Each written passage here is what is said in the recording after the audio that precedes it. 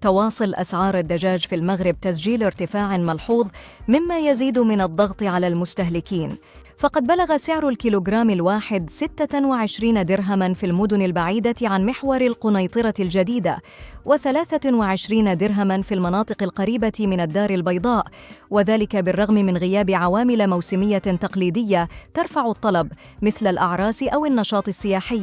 وترى جمعيات حماية المستهلك أن السبب الرئيسي وراء هذا الارتفاع المستمر يعود إلى زيادة أسعار اللحوم الحمراء، مما يدفع المواطنين للتوجه إلى اللحوم البيضاء كبديل، ما يؤدي إلى زيادة الطلب وارتفاع الأسعار.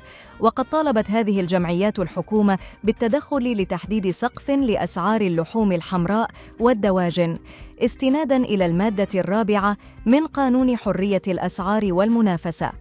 هذا الارتفاع يثقل كاهل الأسر المغربية التي تعاني بالفعل من غلاء تكاليف المعيشة، بما في ذلك أسعار المواد الأساسية مثل قنينات الغاز. من أجل المزيد من الأخبار المرجو الاشتراك بالقناة.